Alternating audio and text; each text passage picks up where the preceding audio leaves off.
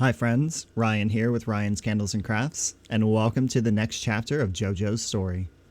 Last time, Jojo braved the wind and rain of Rainfeather Pass, where he met Eli, a quirky, fearless balancing artist with a knack for showing up just when you least expect it.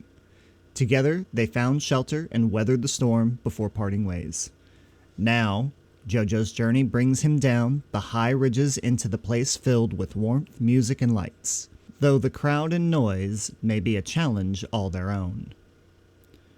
Before we get into the next chapter, go ahead and click on that subscribe button, click on that notification bell to get notified on when we upload videos, and don't forget to leave a like and a comment down below and let us know what you think of the story. Let's go ahead and get started. Chapter 5. The Lantern Festival. The morning air was crisp as Jojo stepped away from the last rocky ledge of Rainfeather Pass. Behind him, the peaks were shrouded in gray clouds, their edges blurred where the mist still clung. The trail ahead sloped gently downward, winding through rolling hills scattered with golden grass and low, short shrubs. For the first time in days, there was no wind tugging at his feathers, no looming obstacles in front of him, just the soft crunch of dirt beneath his claws.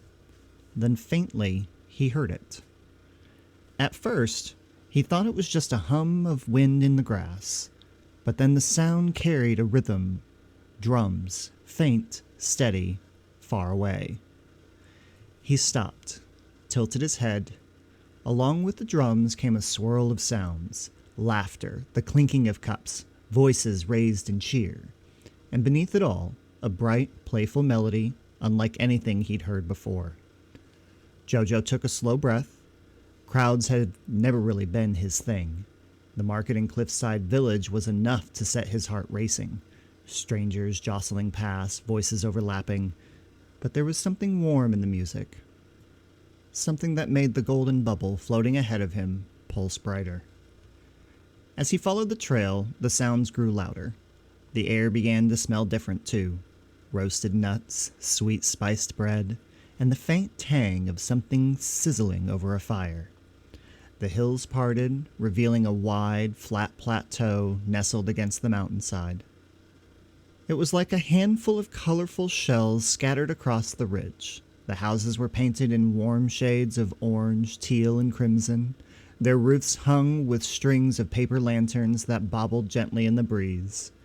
In the village square, dozens, no, hundreds of lanterns floated up on thin cords, each one glowing with a golden light that made the whole place look like it was wrapped in sunset, even though the sun was still high. And at the center of the square, a circle of villagers clapped and stamped their feet in time to the music. Jojo's gaze followed the sound of the melody, and that's where he saw him. Bright blue feathers flashed between the lantern lights, each movement catching a different shade, sometimes deep cobalt, sometimes an almost turquoise shimmer. Around his neck, golden orange plumes fanned like sunlight breaking over the horizon. His beak gleamed copper in the light, and his large, amber-brown eyes sparkled with mischief. His name is Mojo. He spun and stepped with the music, claws tapping the stone in perfect rhythm, tail flickering to accent each beat. The crowd roared with delight when he leapt into the air, twisted and landed without missing a step. Jojo couldn't look away. Mojo moved like he belonged not just in the moment, but as the moment itself. Every flick of his wing, every toss of his head, seemed to pull the crowd in closer. Jojo lingered at the edge of the square, trying to stay small in the shadows of the nearest stall. The golden bubble that had led him since Cliffside Village floated just ahead of him, swaying slightly, almost like it was dancing to the beat. Then it began to drift toward the center of the circle, toward Mojo. Jojo's heart sank. "No," he muttered under his breath. "Not here, not now." But the bubble continued its slow, gentle path, as if certain that this was where Jojo needed to be. In the center of the square, Mojo caught the shimmer of the bubble. His eyes followed it until it landed on Jojo, half hidden, clutching the strap of his satchel like a shield. With a grin, Mojo spun out of the circle, moving in a blur that carried him straight toward the edge of the crowd. "Well, well," Mojo's voice was warm and rich, carrying easily over the music. A traveler who thinks he can sneak in without joining the dance? Unacceptable. Jojo stammered. I was just passing through. Mojo leaned in, eyes sparkling. Oh no, friend. You don't just pass through Dune Peak during the Lantern Festival, you live it. One song, one dance. And if you don't smile by the end, I'll eat my own feathers. The crowd's energy was like a tide pulling him toward the center, but Jojo shook his head. I'm not much of a dancer. Mojo tilted his head. Then this is the perfect place to start. Jojo glanced around. Too many eyes, too much noise. His claws flexed against the stone. Maybe later. Later, Mojo said with mock seriousness, is how adventure slips away. You take the step now. For a heartbeat, Jojo almost believed him, but the weight of the crowd pressed too hard and he stepped back. Mojo only smiled wider, as if Jojo's hesitation was another step in the dance. Mojo didn't push further. Instead, he whirled back into the circle, feathers catching the lantern light. Jojo found himself watching despite his best intentions. The festival surged on. Stalls selling steaming cups of sweet brew, games where chicks tried to knock over stacked tins with beanbags, and the slow, steady release of new lanterns into the sky every few minutes. Jojo wandered along the edge, letting the rhythm of the pace seep in, the warmth of the lanterns wrapping around him like a blanket. Every so often, Mojo would glance his way mid-dance, a quick flash of a grin, a wink, and an unspoken, "You'll join in yet." As the music swelled and the next round of lanterns floated up, Jojo stood still and watched them rise, each one carrying a tiny wish written on paper. The golden bubble hovered beside him, glowing brighter than it had all day. He wasn't ready to join the dance. Not yet. But for the first time since leaving Cliffside, he didn't feel like an outsider looking in. He felt curious. Mojo caught his eye one last time before the song ended, his voice carrying over the fading notes. Tomorrow night, you and me, no excuses. Jojo felt the corner of his beak twitch upward in the smallest smile. We'll see, he said softly.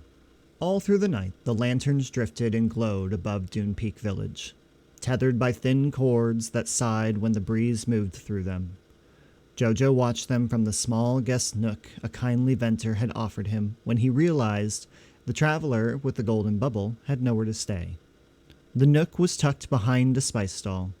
It smelled of toasted cumin and orange peel, with the faintest bit of smoke. He lay awake longer than he'd meant to, listening to the hum of music still unspooling somewhere in the square, the late laughter of friends who hadn't seen each other since last year's festival, and the quiet creak of the lantern lines turning with the wind. Sleep came at last, warm as a hand on his back. When he woke, the sky was just taking color. Morning made the village gentler. Without the crush of the crowd, he could see the shape of the place. Houses painted crimson red and teal blue, alleys laced with laundry lines, a long ridge of sandstone that rose behind everything like a patient stage where a new scene would always be ready. He stretched, touched the satchel, a habit he has formed, and felt the Sunrise Brew's gentle heat.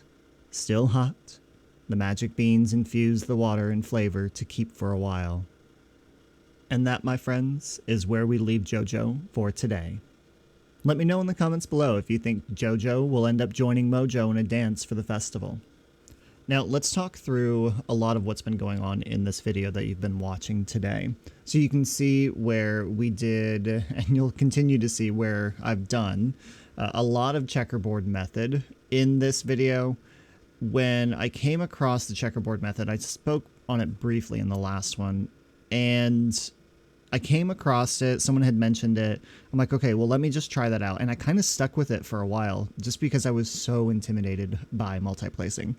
And I was like, okay, I don't want to multiplace. This is very scary. And well, now I have found, as I've gone through and completed this one, I have found that multiplacing is actually fantastic.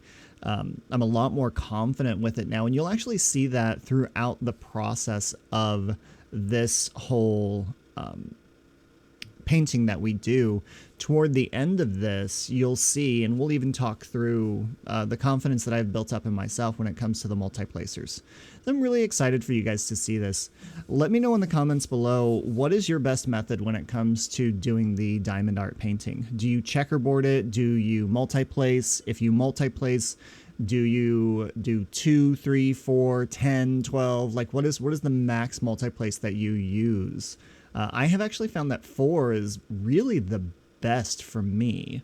Granted, I've only done small diamond art paintings for right now, and we'll just kind of have to wait and see what happens when I start doing some larger ones. But that is all we have today. Again, go ahead and hit that subscribe button and then hit the notification bell to get notified on when we upload videos. I will leave you all with music for the rest of this what is this?